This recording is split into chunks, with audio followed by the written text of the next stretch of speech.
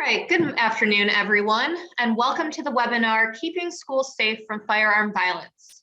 My name is Leigh Wedenoya. I'm an economist and senior policy analyst at the Rockefeller Institute of Government, and I'd like to thank the Regional Gun Violence Research Consortium for inviting me to moderate this important and timely discussion. As we enter into the first few weeks of the new school year, May's horrific mass shooting at Robb Elementary School in Uvalde, Texas, is likely to influence how school and community leaders develop policies and practices to safeguard students from gun violence and its associated impacts. We're here today to hopefully give some additional insight for those decision makers.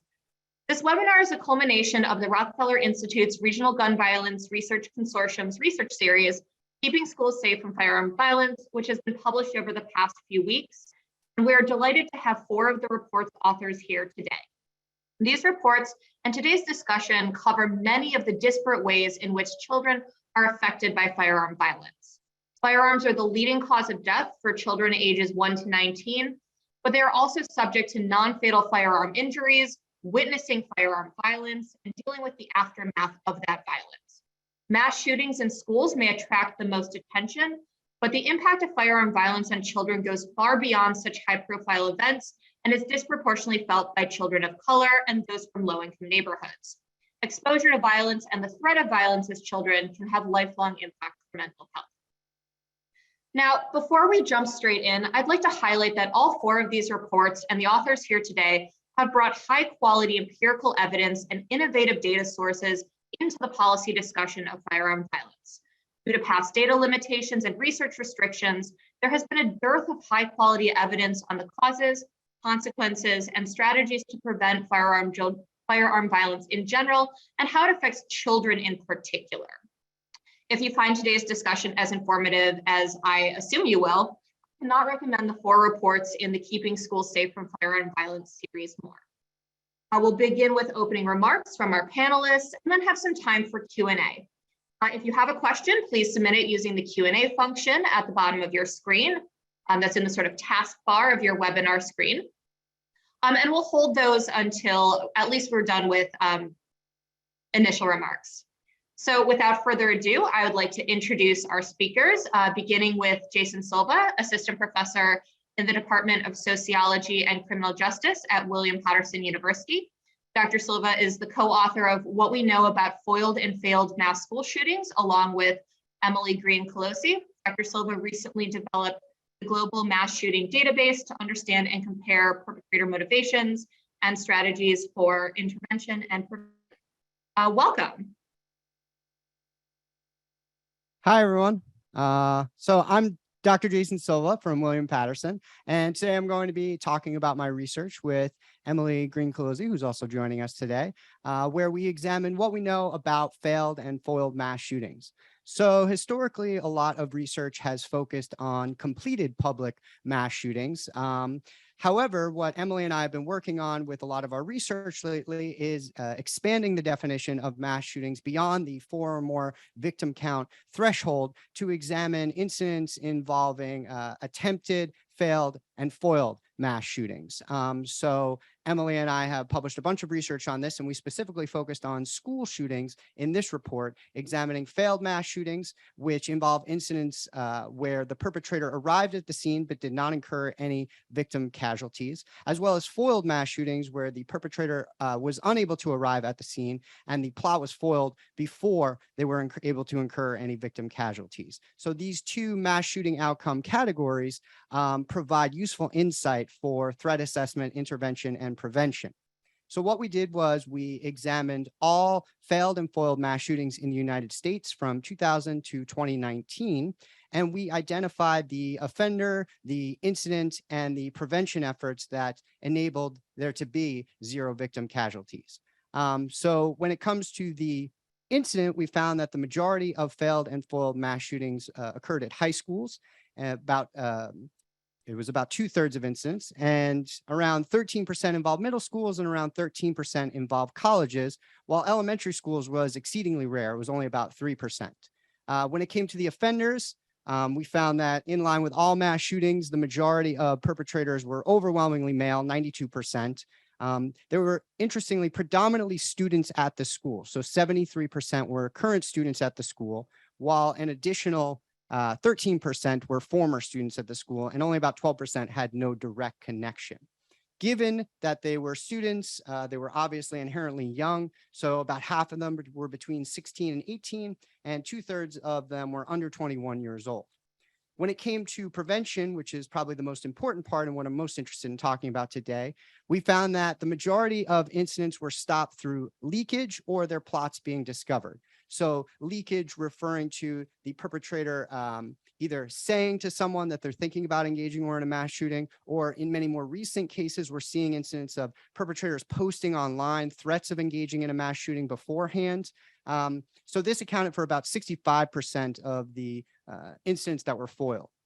Additionally, we found that the about 17% were stopped after the plot was discovered. So someone noticed a warning sign and they notified the proper channels, and they were able to thwart it before an offender was able to reach their intended target. Outside of these two primary areas, which account for about 82% of all 110 of our cases, we found that a few committed suicide before they were able to kill anyone. A few backed out of their attack, and a few were actually even talked out of their attack. For instance, we had a case of a teacher convincing the student to put his weapon down before anyone was killed. In even rarer instances, we had a handful of cases where the perpetrator was physically stopped by someone, so they tackled them. We had a few instances where the firearm malfunctioned, so they were unable to continue shooting and carrying on the attack as they had desired. And there was one incident where the offender was shot and killed. So these findings on prevention surrounding these failed and foiled mass school shootings offer four primary policy implications. So the first one being educating the public to recognize leakage and warning signs. As I mentioned, leakage refers to individuals who either tell someone that they're thinking about engaging in an attack or making some sort of written statement about a potential attack. So we need the public to be aware of this. They should also be aware of potential warning signs, such as past violent threats or actions, aggressive behavior. School problems has been a common occurrence for many of these school shooters, a history of issues at school. Planning and preparation, where we find that in some of these cases, individuals close to the offender actually notice that they're stockpiling weapons, and this is obviously very concerning, and in particular, an observable fixation on a target. So particularly emphasizing, I am hyper focused on this school, and I'm also interested in aggressive and potentially leaking information about mass shooters. So this constellation of concerning behaviors ultimately should provide the warning signs and leakage necessary for individuals to notify the proper channels. In terms of notifying the proper channels, our second policy implication refers to the importance of reporting these red flags. So we know that with completed mass shootings, oftentimes the offenders leaked information about their impending attack, and they engaged in warning signs. However, people did not take these warning signs and leakage seriously, and thus we are emphasizing the importance of utilizing red flag and notifications. Now, traditionally, you may have heard about red flags in terms of ERPO laws, extreme risk protection orders. However, it wouldn't necessarily apply in this case because most of these offenders, given that they're underage, they're not going to be able to legally have access to weapons. As such, two of the primary methods that we suggest for notifying individuals would be the See Something, Say Something campaign, as well as anonymous tip lines. Our third policy implication is utilizing techniques to change offenders' minds. So we know that many of these perpetrators are oftentimes suicidal, and as such, suicide efforts, suicide prevention efforts in school are essentially a form of mass shooting prevention. Similarly, when it comes to changing offenders' mind, we know that many school shooters are seeking fame and aiming to idolize previous mass shooters who have been glorified in the media. And as such, we are emphasizing the importance of the No Notoriety campaign, de-emphasizing focus on offenders and emphasizing focus on victims in media coverage of reports, media coverage of attacks, because this is going to show shooters that we are not interested in glorifying you. You're not going to receive the fame and attention that you desire. And thus we're emphasizing the victims' circumstances, which would de-incentivize them in wanting to engage in the attack. Finally, we know that even if all of these things fail and they do actually reach their intended target, one of the most important efforts when they reach the intended target are situational crime prevention efforts, such as entry control measures and mitigation efforts. Entry control measures referring to, we're seeing a lot of research now on door locks being utilized, as well as mitigation efforts referring to lockdown drills, both of which have been proven useful to avoid incurring any casualties during these attacks. I could go on forever, but I know we only have a few minutes, so I will let us move on to our next speaker. Thank you. Thank you so much, Dr. Silva. Our next speaker is Jaclyn Schildkraut, Interim Executive Director of the Regional Gun Violence Consortium and an Associate Professor of Criminal Justice at SUNY at Oswego. Dr. Schildkraut's work focuses on the effectiveness of policies aimed at prevention, mitigation, response, and recovery. She's the author of Lockdown Drills, a widely used yet often misunderstood practice, as part of her extensive research on lockdown drills and their effects. Thank you so much for having me. And I should say I was fortunate enough to co-author that book with our other panelist, Amanda Nickerson. So we're very, very proud of that work. And, my talk today will be about some of the findings that have gone into that work. But I do just want to, first raise the point, that Dr. Silva made, or kind of echo the point that Dr. Silva made, which is that, these types of tragedies occurring in schools are entirely preventable.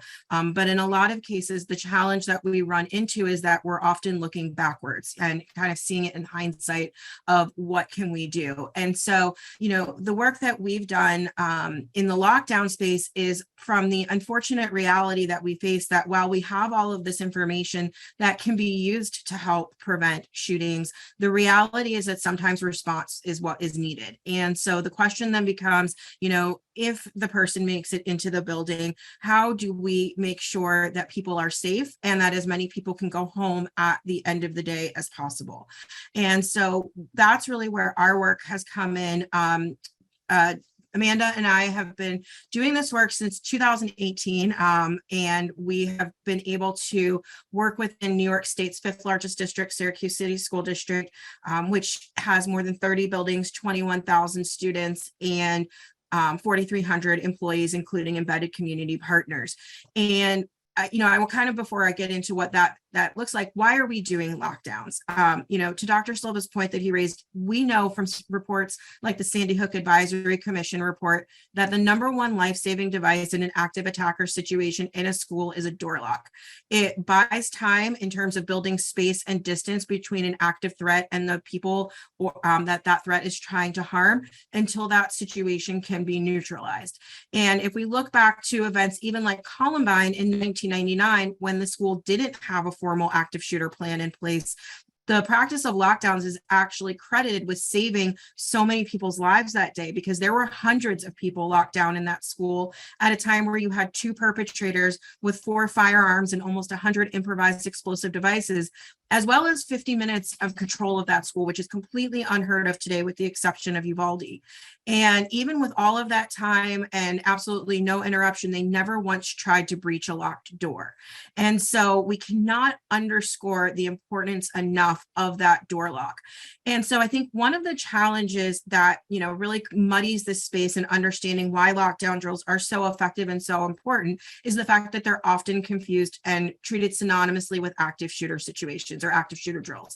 And so the reality is an active shooter drill, which is often thought about in the context of an options-based protocol like run, hide, fight, avoid, deny, defend. Alice is one of the more popular ones when it comes to schools, is these are often designed solely for active shooter or active attacker situations, whereas lockdowns can be used for any time that there is a danger inside of the building.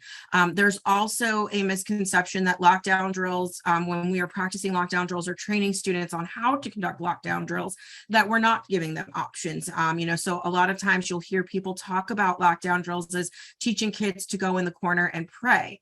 And that's not the reality. The reality is that we do talk to you about getting behind behind the door lock because we know that that's what can keep you safe, while also acknowledging that there are just simply situations where people can't get behind a door lock. And so providing them solutions about what they can do, whether it's evacuating the building, building barricades, whatever the options are that they have in that situation.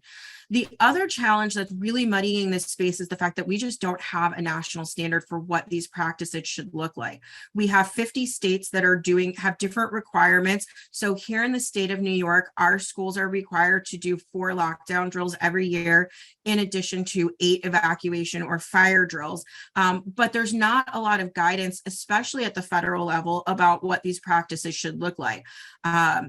A lot of schools have adopted the run, hide, fight protocol because at the time when Sandy Hook happened, that was really the only guidance that was being promoted at the federal level. But the reality is that run, hide, fight was never designed for schools. It was designed for workplaces as a response to the Mumbai, India bombings.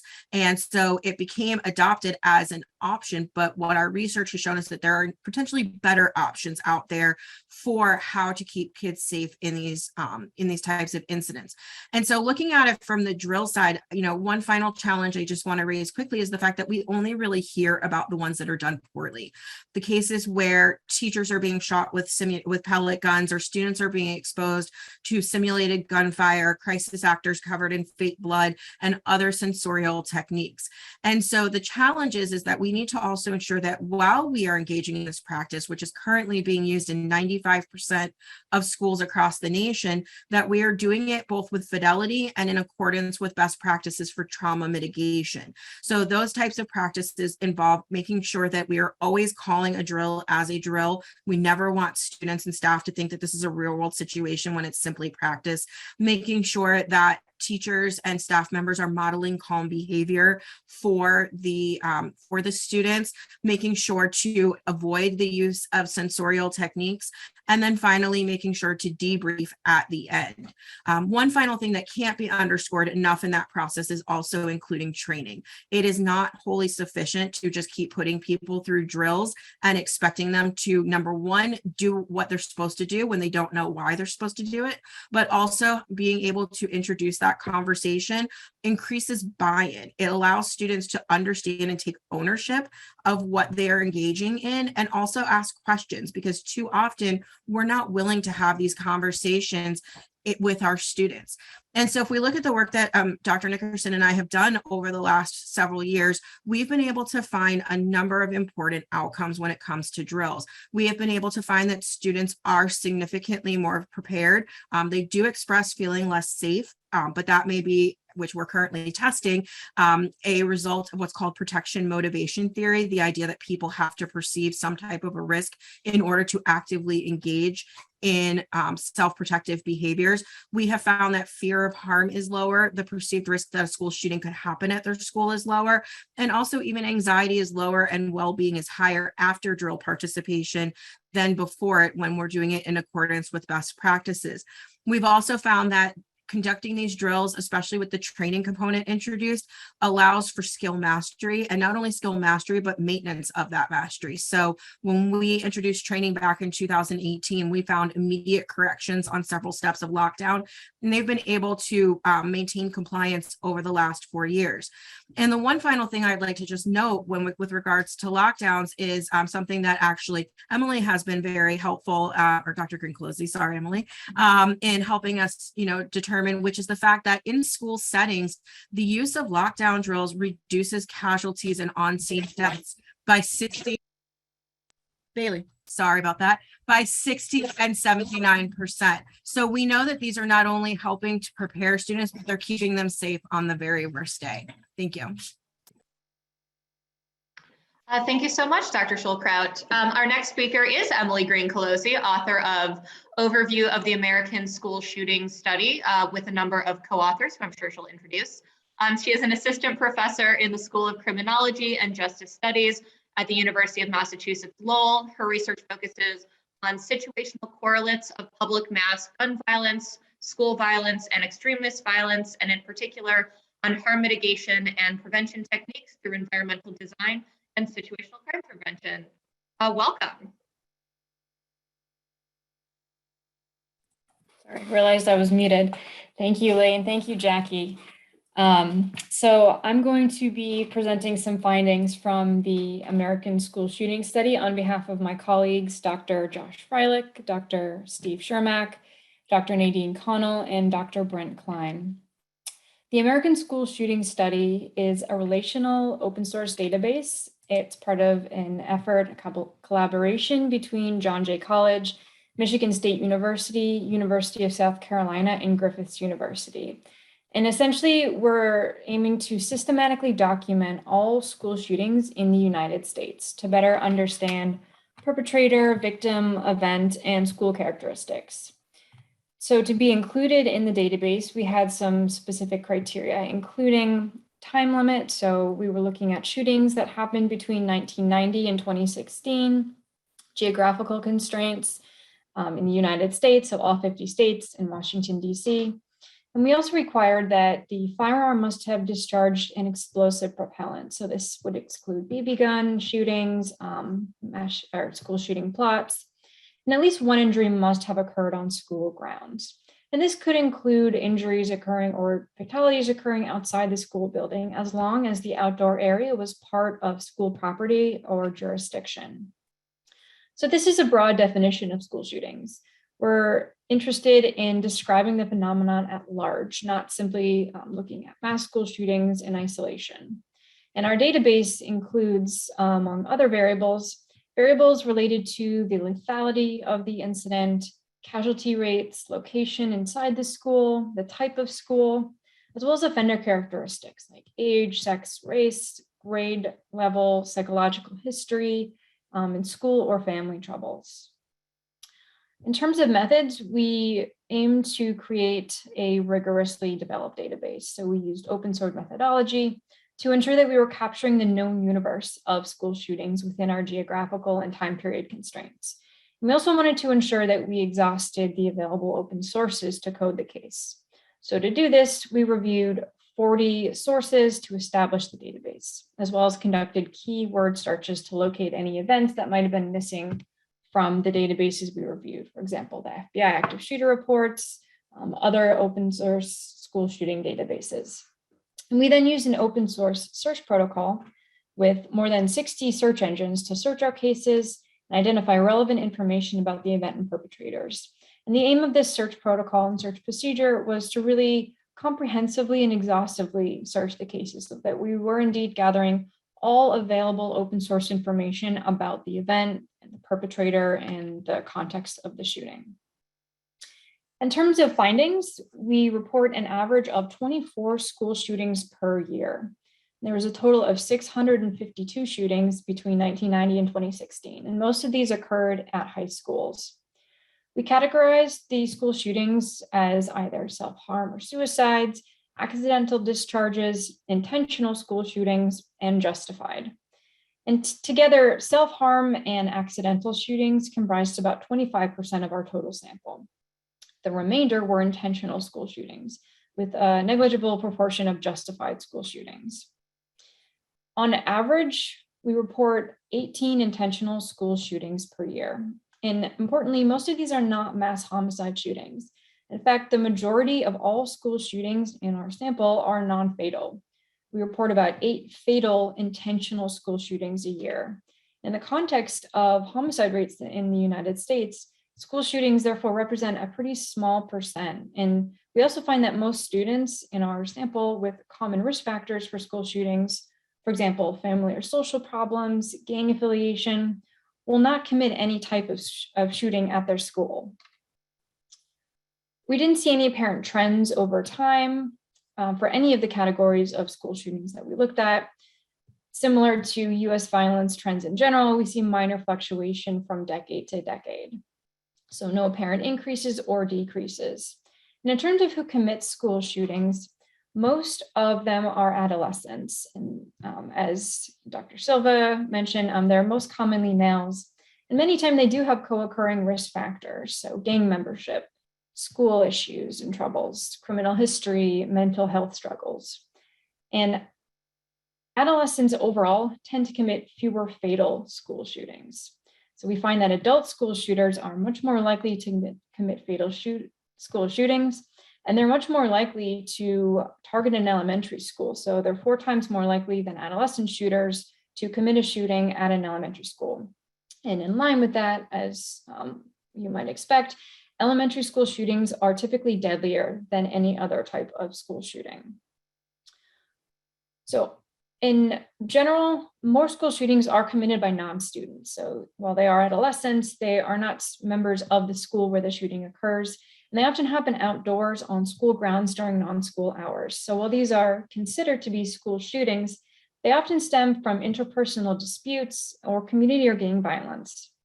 So therefore, many school shootings may be due to neighborhood violence that actually spills onto the school grounds, rather than the common public conception of a troubled student committing a multi-victim attack at his or her school.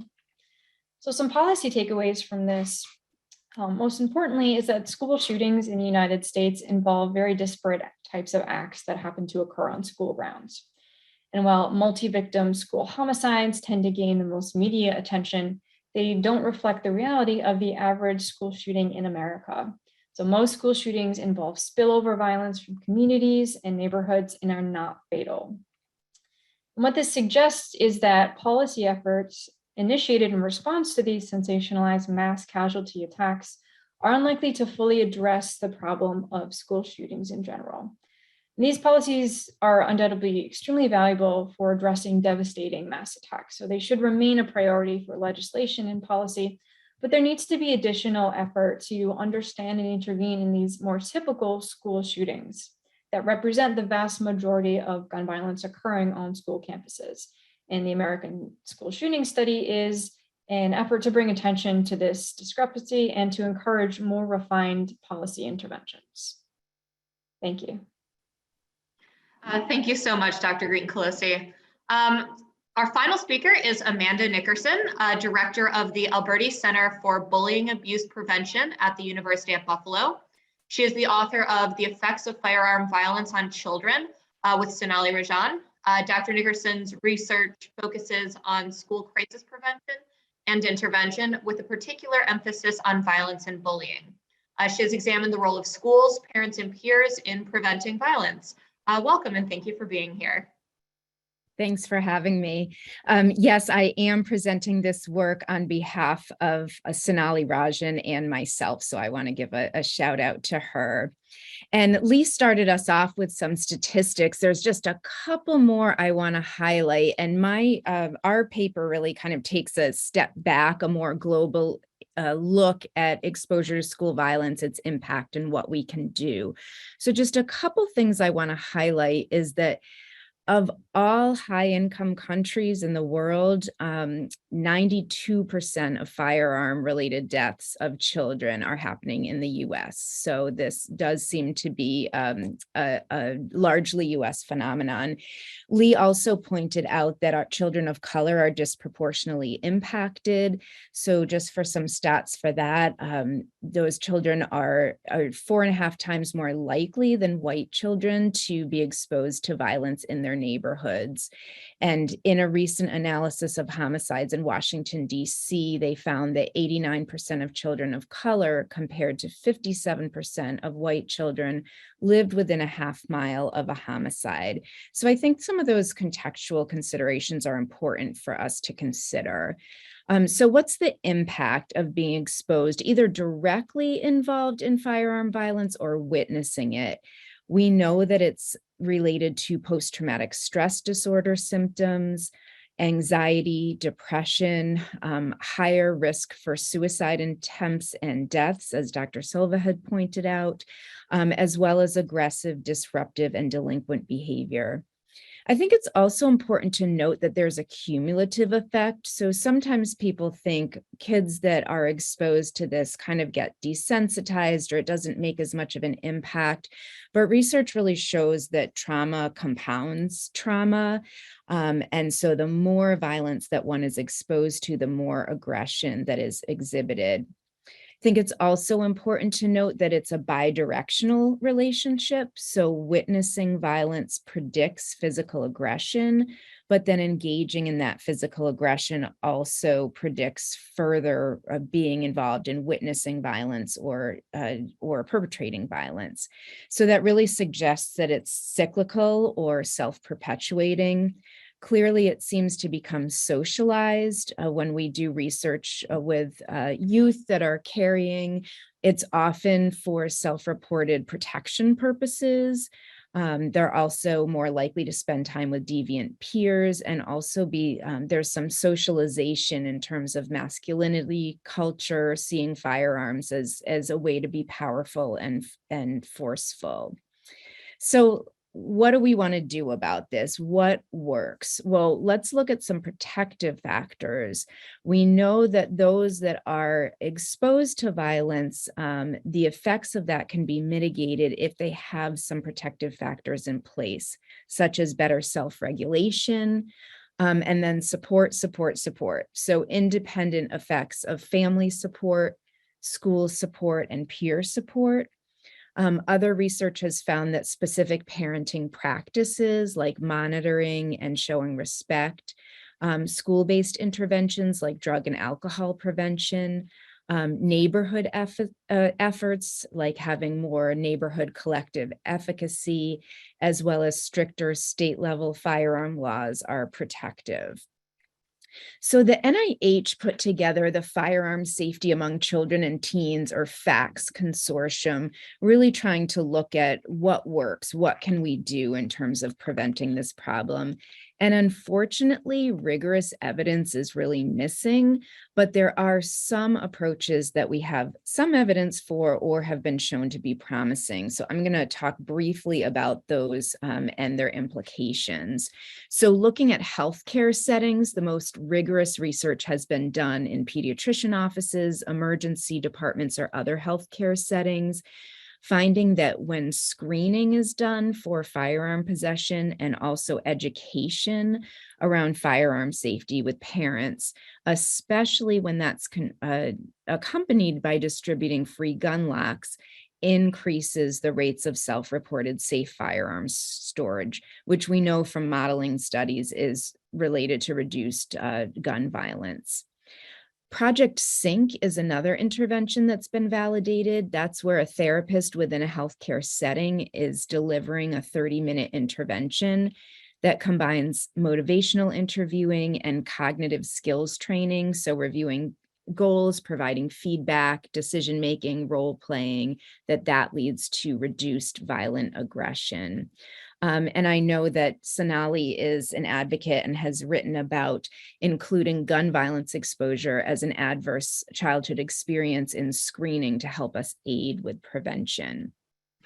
There are also some community interventions that have shown to be effective. So I'll just give a shout out to the Michigan Youth Violence Prevention Center, which takes a very multifaceted approach. They have a youth empowerment curriculum focused on leadership skills, a parenting program specifically for fathers and sons, that Project Sync therapist delivered intervention I just mentioned, targeted outreach and mentoring, community policing mobilization, and then Clean and Green, which is really having community groups develop and add gardens to vacant lots. And they found that youth victimization and assault injuries decreased in those intervention areas as compared to comparison areas. And then school-based interventions, education and behavioral skills rehearsal, so really increasing knowledge about violence and its effects and teaching those social and regulation skills. You know, Emily had mentioned that a lot of these shootings happen from unresolved conflicts and things like that are brought into the school. So it stands to reason that teaching how to manage some of these situations, teaching social emotional skills and competencies, we know reduces violence and aggression. Just a couple other school factors I want to highlight that are related to reduced violence and aggression.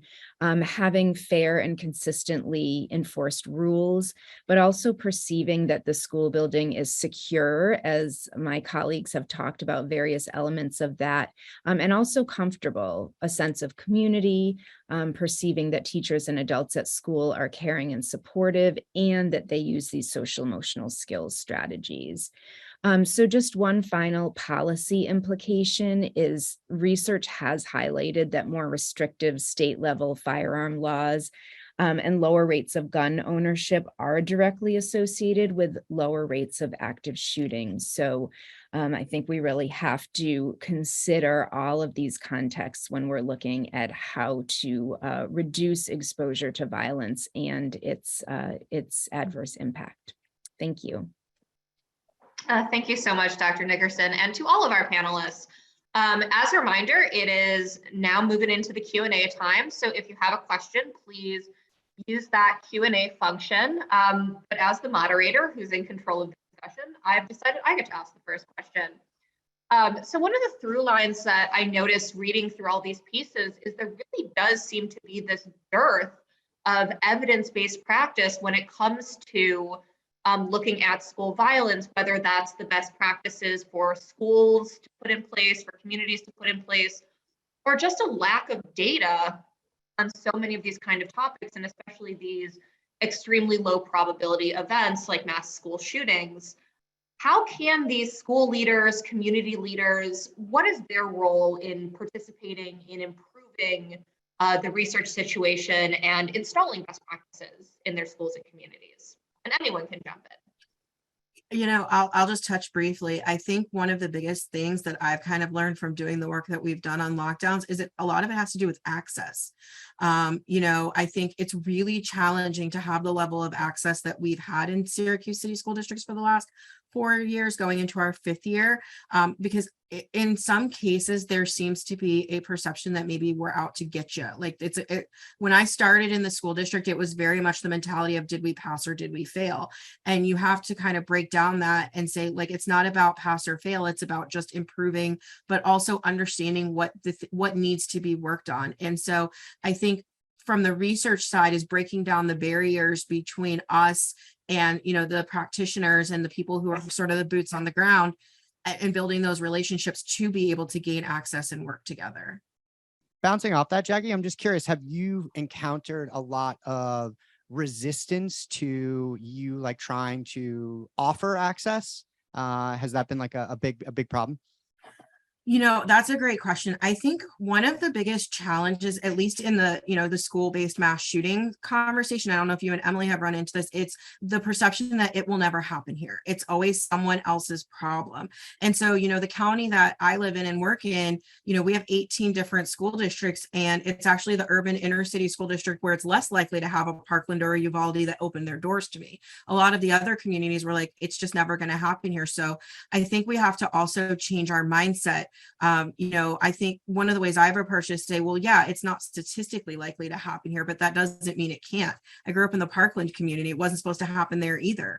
And so I think, you know, recognizing that it's always better to have the tools and not need them than to need them and not have them has been one way to kind of bridge that conversation. But unfortunately, some people are still resistant to it. And have you been able to bridge that conversation more by offering it as not only like mass school shooting prevention efforts, but also other issues? Has that been a way to sort of assist? You know, I will say we got the access that we did because it was sort of a perfect storm of factors that all happened at once. We had John Michael Keyes from the I Love You Guys Foundation, who was our spring school safety symposium presenter 3 weeks after Parkland. And so we then also had the director of public safety for Syracuse City Schools in the audience who said, we want this, let's make it happen. And, you know, we're happy to kind of support your research to make that happen.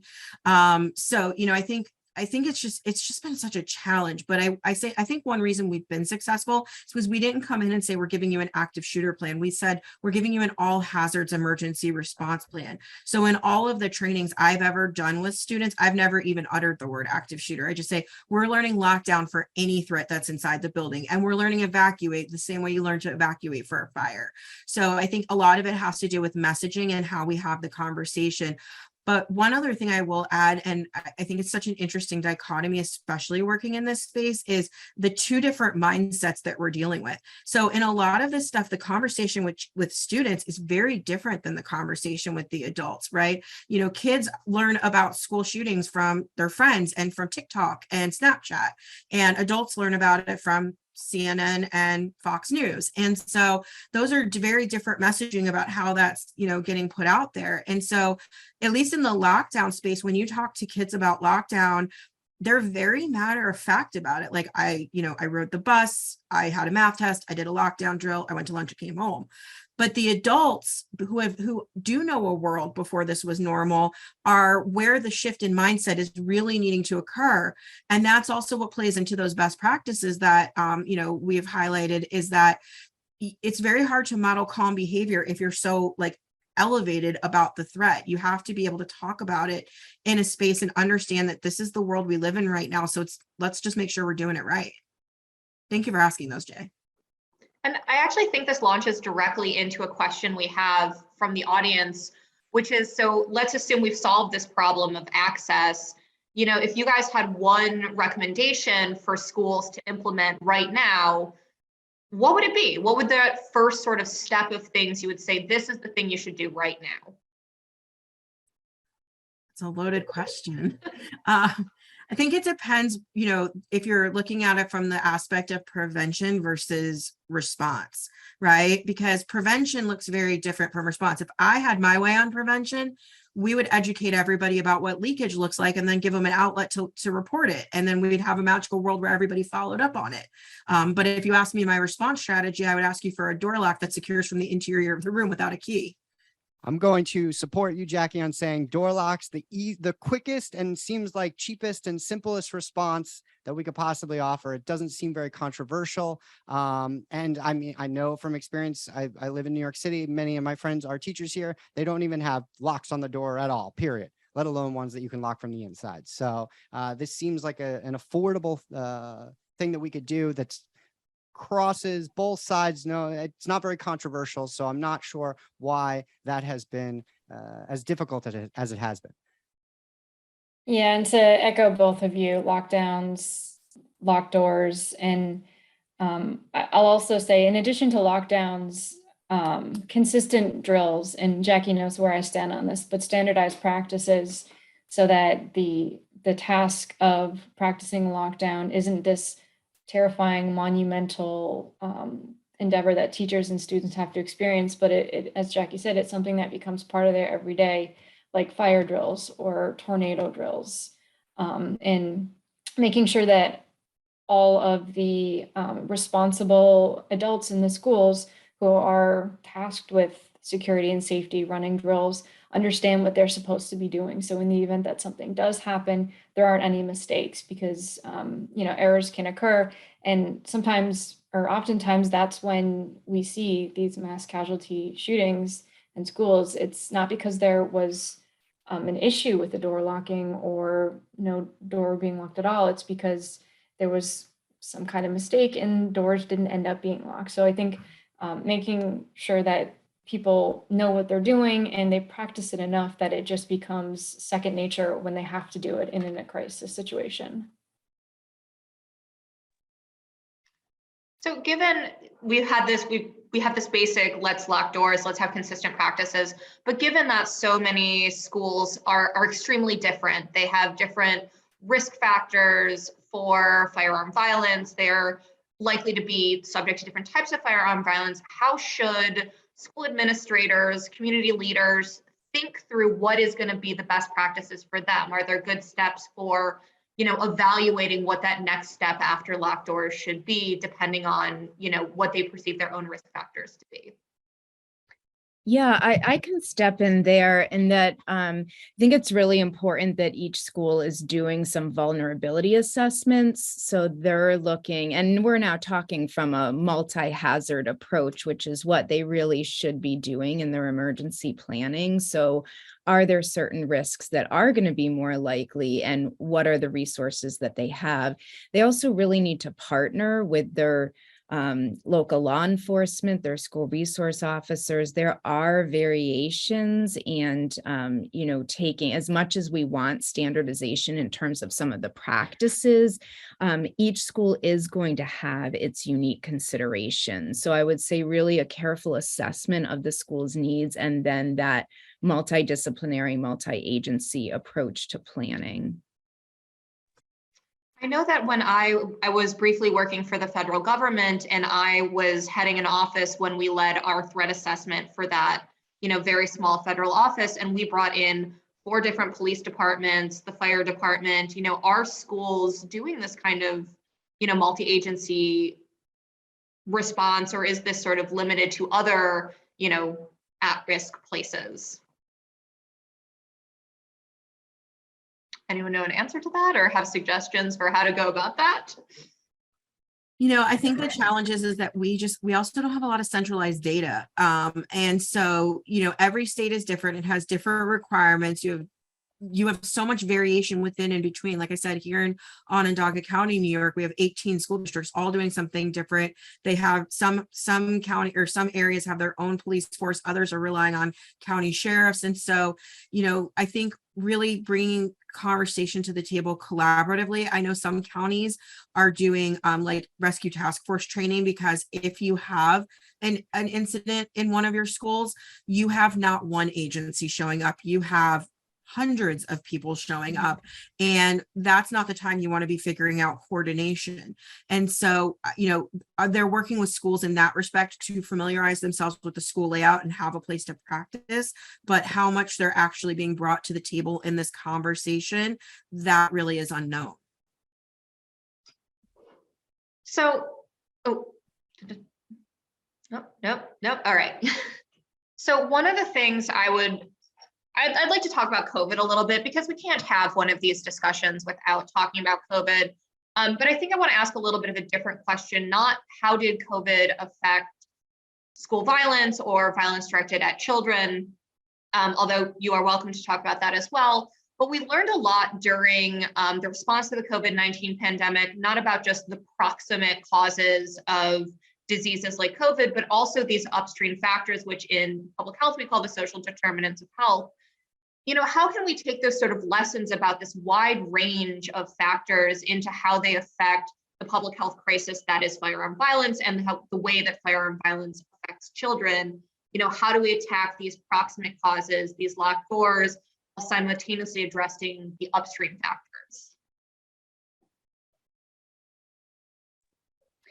Well, I think I didn't get a chance to answer the question because it was a hard one about if I had a magic wand, and everybody else brought up some really important points in terms of kind of protection, mitigation, response. But if we can go back to prevention, I think we all are really stressing that's where it starts, right? We know that most of these shooters are not students at the school, but they were in school at one point, and they're, not having that support first, like that sense of belonging, that sense that, I'm here and I have a faith that if I do see something and report something, that it's going to get resolved, as opposed to me getting in trouble.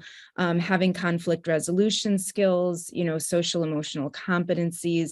I loved that that Dr. Silva brought up suicide prevention. That's another hat that I wear, and that overlap. Most people that are perpetrating violence, especially mass violence, are also suicidal. They don't care what happens to themselves. And so I think that in terms of our preventive approaches and the role of the mental health professionals, and really kind of pushing in, we can't make our schools fortresses.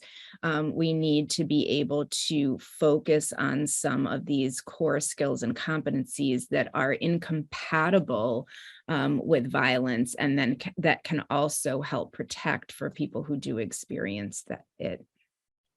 Yeah, and one thing I would add, and I think Emily touched upon it as well, is we can't get so in the weeds of focusing on preventing the very worst day and only that. We have to prevent every bad day and have plans in place for every bad day. And so, something like the threat. The threat assessment is so important because it's going to help all students in crisis. So providing any student with the opportunity to help share when they know that somebody needs help is really important.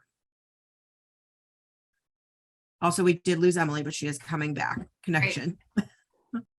We do have a couple questions from the audience, and one of which I think speaks directly to Emily. So I'm gonna postpone answering that one for a couple minutes. But the question I'm particularly interested in is about educating the police on how to work with schools to deal with the potential of having firearm violence in schools. Specifically, if there is anyone advising the police on the best way that they can collaborate with schools, work with schools, protect schools. I want to expand on the question a little bit to ask, because so many of our attendees work in schools themselves, how can school leaders facilitate a positive and helpful relationship with the police beyond the police saying, you should do an active shooter drill, right? Where's the are there suggestions for successful collaborations? I think the first place is don't only call them when something's going wrong. We typically think about the police as being very reactive, but how many times are we really bringing them into the conversation? For instance, one thing that we've done here is Syracuse Police Department serves as SROs in the schools, but we're not, only saying, well, we'll see you like when the shooting happens and we need you to respond. We've gone and trained SPD on the same protocol that the schools are using. We're asking that their SPOs or SROs who are in the schools are participating in the drills with us and, being an active participant so they can understand what we're doing to help in that conversation. And that's me as an outsider. So, I think bringing them into the conversation is so important and not just being proactive rather than so reactive, I think is a really important starting point. And I also want to just highlight that role of the school resource officer. So those are trained law enforcement agents that are working in the schools. So for schools that have them, which many of them do, those are an excellent conduit because they understand both of those settings. The National Association of School Resource Officers does a lot of training. I've consulted with them and trained with them about, their training, their SROs, how to recognize mental health signs, how to work with kids with disabilities. They're really doing that kind of training. Our local crisis services is also training police about mental health issues and things like that. And certainly I know Jackie and I, and probably many others in a lot of our trainings, we have multidisciplinary teams.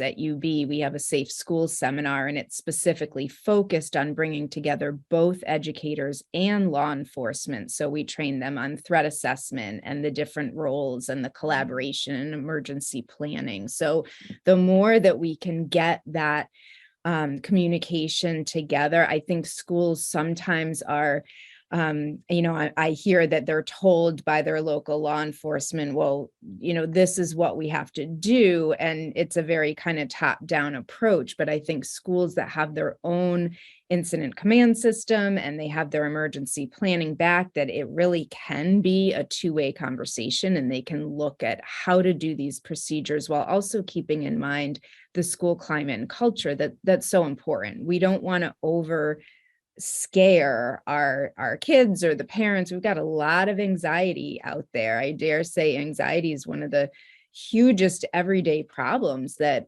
our schools are facing. So we've got to make sure that the way we're doing this is keeping in mind developmental issues as well. And school folks are professionals on that, so they should be able to give that input to law enforcement as well.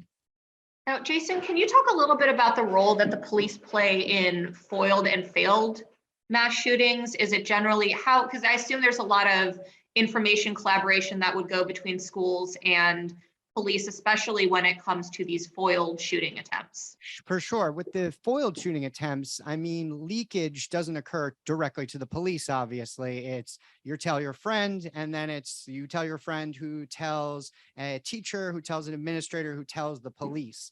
And this is definitely the best way to go about it. The problem is that once it goes through those 4 different people, at some point, and we've seen this with completed mass shooters, someone says, I'm not going to take this threat seriously. And that's when it ends up being a completed incident. So that's why we've been emphasizing a lot of we need to take the threat seriously at all steps. And in particular, the police step, which we're seeing a bit more of now, but historically speaking, we've seen incidents where the police went and spoke with the shooter and they determined they weren't a threat because they didn't have a previous criminal history, right? But if they had spoken with people at the school, they would have known they had a dozen school problems over the last couple of years, which is also an indicator. So simply basing it on the criminal history was not enough. And I think that police are making strides in that sense. And we're definitely seeing people taking these threats more seriously, especially with instances like of kids posting on the internet and things like that. Whether or not those threats are necessarily as serious or if they're just venting, that's a completely different issue, which, I've talked about many times. But in terms of the police taking the threat seriously, we are seeing advancements in that. So that's a positive. Yeah, and one other thing, kind of building off what Jay said, is that it's also really important that when you're looking at a threat assessment team, whether that is your internal or a community-based sort of level 2 threat assessment team, you have to have law enforcement involved, because the reality is that if a threat is brought forward, no matter how well trained you are in threat assessment, you don't have the resources to determine things like access to weapons, the credibility of the threat, so there's only so much as civilians we can do. And that's when we have to rely on law enforcement and their training, as well as their resources to vet the credibility of the threat. So they've got to be involved in that process. And how the multidisciplinary threat assessment team is successful is not only convening when there's an emergency. You have to have the infrastructure in place in advance to be able to work so seamlessly, especially when time is of the essence. So our last audience question, or until someone asks another one, I think is mostly for Jackie, but I'm happy to open it up to everyone. And I think I'm going to expand it a little bit to make that more plausible. And it is that, at what age do you think it is appropriate to start doing lockdown drills? And the question specifically focuses on the extensive anecdotal evidence, which I know you talk about in your paper, Jackie, that some of these poorly run drills can have really negative effects on students. And you talked in your introduction about best practices. But I think the question for Jackie specifically is going to be, what age do you think is appropriate? How do we mitigate harm? But I think to everyone, when we're talking to students of different ages and different experiences, some of which may be experiencing violence in their community versus the low risk mass shooting at school, how do we talk to kids differently and in an appropriate way about the risk of firearm violence? Yeah, that's a great question. And I think it's an important one. There's no magic number. The school district that we work in has pre-K students in the building, some as young as 3 years old. And to be perfectly honest, we do not run the drills any differently for a 3-year-old than we would for an 18-year-old. And that's because we are adhering to those best practices. The training looked a little different, largely in part because you don't keep the attention of a 3-year-old or 4-year-old for very long. So you kind of have to hit the high points with them. But you can obviously go more in depth with the older students. But in terms of the actual drills, we've been doing them with kids as young as 3 and 4. So I don't know that there's a right time or wrong time. I've been in conversations with Head Start programs that are wanting to do this as well. I think people recognize the importance of building that muscle memory and the skill set early, but it's all about how you do it and really making sure that you are doing it in a developmentally appropriate and trauma-informed way. And I just want to piggyback off that Jackie said, you know, we're not talking to kids about like when an active shooter comes in, you're doing this. This is framed as ways to keep safe, you know, just like we wear a helmet when we're on a bicycle and we wear a seatbelt when we're in a car. You know, we don't train kids that this is because you might get in a car accident and die. These are things to keep them safe. We do this with sexual abuse prevention, with gun violence prevention and safety. You know, talking to kids about these are ways that adults in the building know how to keep you safe and giving you some skills so you know what to do. There's even books, you know, about lockdown drills with cute little, pictures and things like that that say this is how you do it. So it doesn't have to be this real scary, nor should it be scary or traumatizing experience. So we are about out of time, but if anyone has anything that hasn't been covered that they'd like to give a last 30-second chat about, anyone? I would love to defer to Jay and Emily because I think that the work that they're doing, we haven't really looked at. We talk so much about the completion and not why we're not completing. So I'd like to defer to them. What I was going to say was that Emily and I are actually going to be speaking on Monday for the Journal of Mass Violence Research, talking more about the mass shooting outcomes definition and the 4 different outcomes and going in depth in that. So if anyone was interested in joining us Monday at 3 o'clock, that has been publicized on the Journal of Mass Violence Research website. Excellent. And I thank you everyone for being here. Thank you panelists. Thank you so much to the audience. And I thought this was a really great conversation and it gave a little bit of insight into these reports that the panelists have written. I strongly encourage everyone to read them. They provide substantially more interesting information beyond what you hear today. And again, thank you so much for being here, and please keep checking out the Regional Gun Violence Research Consortium's work. They do excellent, excellent work. And thank you, Lee, for helping facilitate this conversation for all of us and our wonderful guests as well. Always.